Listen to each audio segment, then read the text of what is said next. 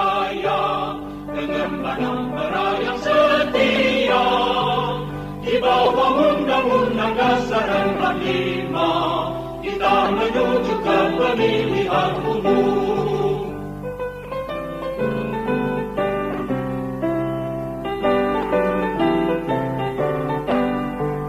Assalamualaikum warahmatullahi wabarakatuh. Kita bermohon semoga rahmat Allah senantiasa dicurahkan dan melahirkan keberkahan-keberkahan terbaik yang diridhai Allah Subhanahu wa taala.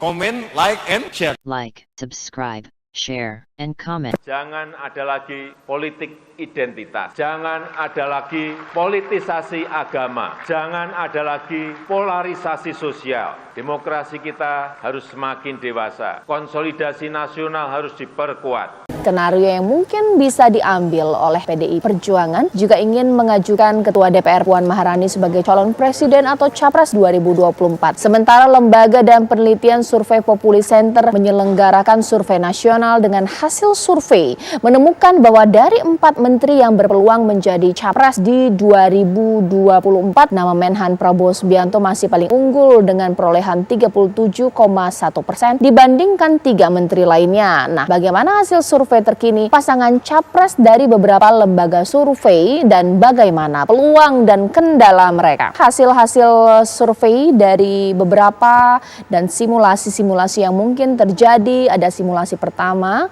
ini Anies Baswedan, AHY atau Ganjar Pranowo, Airlangga Hartarto, dan Prabowo Subianto, Puan Maharani. Ini hasil dari lembaga survei Saiful Mujani Research Center. Dan ada simulasi 2 ini pemirsa, Anies, AHY, Prabowo, Puan, Airlangga Hartarto, Ganjar Pranowo.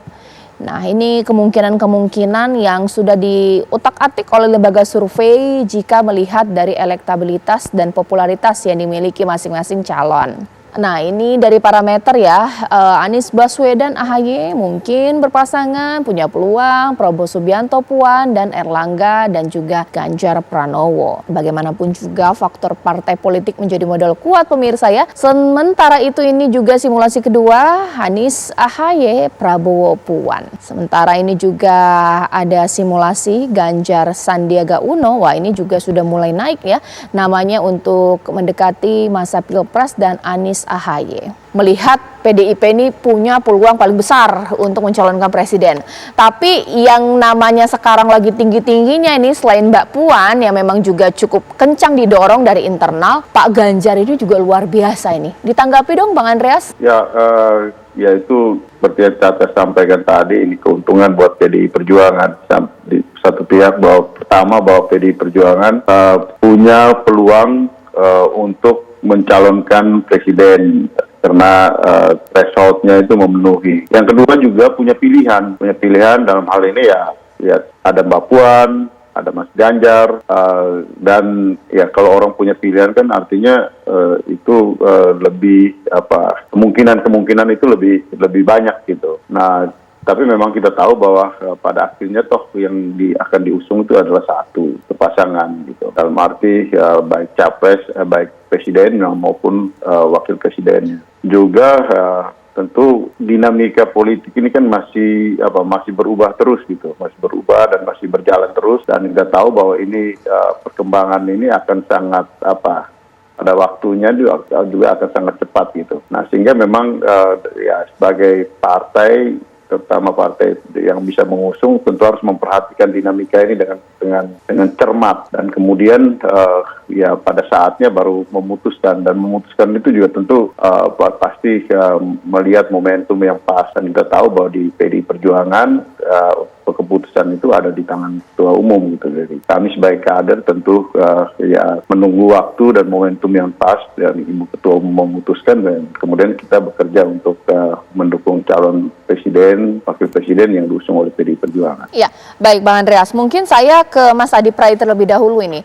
Kalau dari parameter kan memang sudah mengeluarkan ya hitung-hitungan atau simulasi-simulasi siapa yang paling punya peluang untuk dipasang-pasangkan. Apa dasar pertimbangan tersebut selain memang elektabilitas, kalau dari faktor menggabungkan dua sosok tersebut dari partai politiknya, ini kan memang kalau kita bilang memang ada yang secara kita tidak terlihat terlalu dekat mungkin secara partai politik. Ini seperti apa? Saya kira ada dua hal ya, Caca. Pertama, ini soal nama-nama yang dinilai punya potensi untuk maju di Pilpres 2024 yang akan datang ya. Pertama, yang kita nilai memiliki popularitas dan elektabilitas. Yang kedua, sangat mungkin tokoh-tokoh ini akan diusung di Pilpres. Yang kedua, ada juga misalnya elektabilitasnya rendah, terutama mereka yang punya afiliasi penting ke partai, tapi mereka ini kemudian sangat mungkin gitu ya, karena ambang batas pencapresan 20%, sangat mungkin kemudian untuk mendapatkan tiket itu. Maka kemudian muncullah simulasi-simulasi nama yang kemudian kita coba bikin dua skenario ya. Misalnya kalau kemudian capres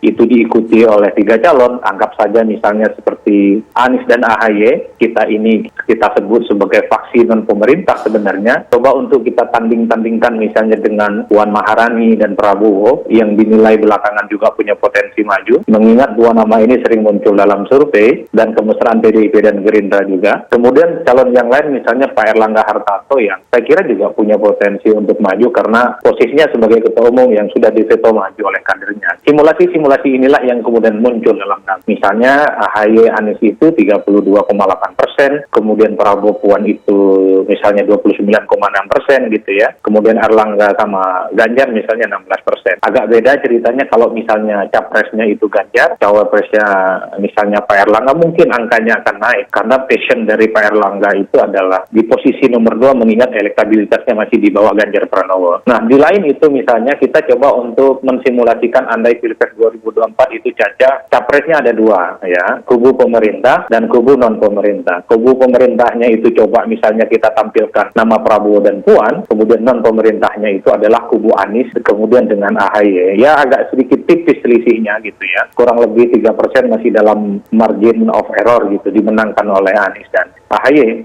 Tapi beda ceritanya kalau kemudian kita melihat simulasi misalnya Anies Baswedan AHY ini dihadap-hadapkan dengan Ganjar Pranowo dengan Sandiaga Uno. Masih unggul Ganjar Sandi ketimbang Anies dan AHY misalnya. Ini adalah model-model simulasi yang sebenarnya menurut kita sangat potensial terjadi di 2024. Karena saat ini kan sudah mulai ada pengkubuan misalnya soal siapa yang kira-kira capres di sekitar Jokowi atau merepresentasikan kubu pemerintah dan siapa yang merepresentasikan kubu oposisi. Oposisi memang yang lebih kental saat ini itu adalah nama Anies dan AHY. Maka muncullah 3 simulasi, maka muncullah 2 simulasi kemungkinan terjadi di Pilpres 2024 yang akan datang. Soal angka, saya kira memang cukup dinamis ya, Caca. Tergantung bagaimana mensimulasikannya, tergantung soal siapa yang mau disonding kepada publik tentang kemungkinan-kemungkinan yang akan terjadi ya. Ke depan juga sangat tergantung bagaimana momentum politik yang diciptakan oleh semua kandidat, oleh Prabowo, oleh Ganjar, oleh Anies, oleh AHY, oleh Mbak Puan gitu ya, oleh Sandiaga Uno dan lain-lain untuk mengkapitalisasi tahun tersisa menuju jalan panjang di 2024. Everything can happen misalnya, karena di tahun ini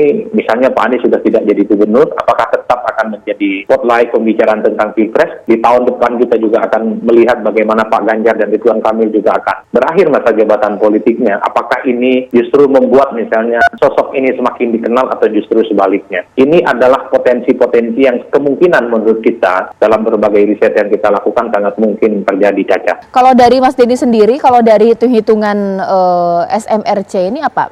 Tetap juga bukan 2 poros ya, 3 poros begitu. Apa pertimbangan? Mengapa hasil tersebut keluar dalam survei? Iya, sejauh ini kan belum ada calon yang definitif ya. Karena pendaftaran presiden masih tahun depan, September, sehingga lembaga-lembaga survei, lembaga penelitian itu melakukan berbagai skenario.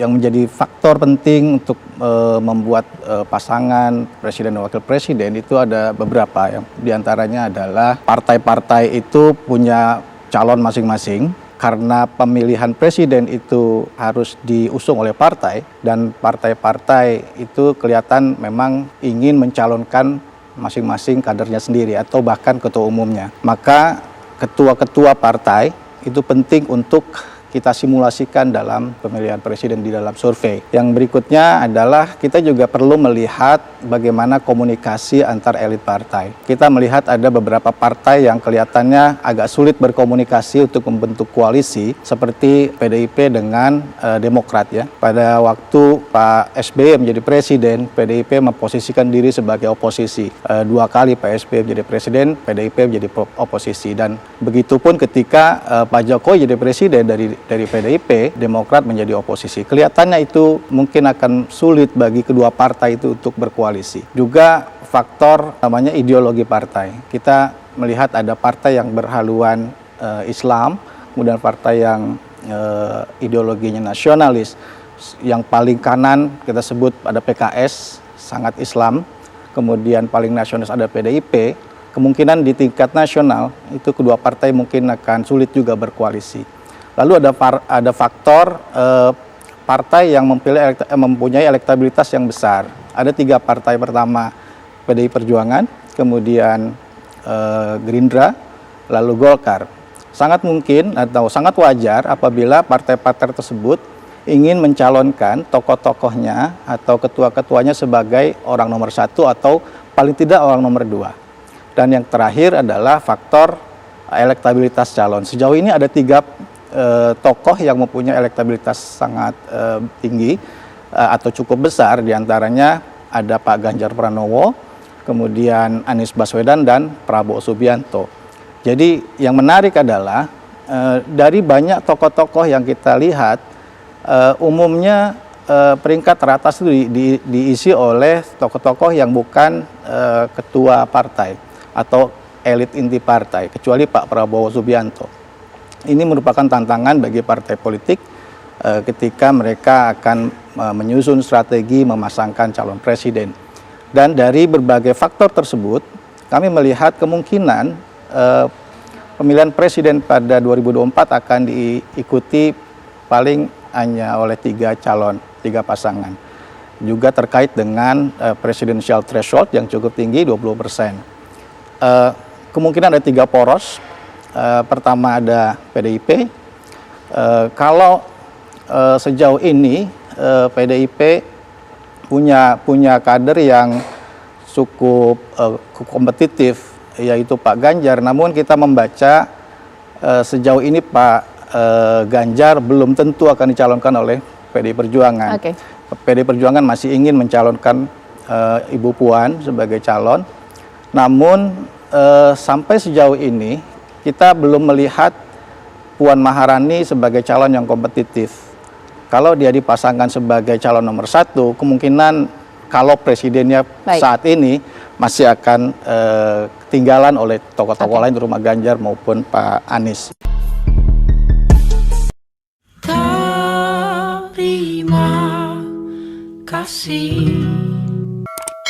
Terima kasih. Wassalamualaikum warahmatullahi wabarakatuh.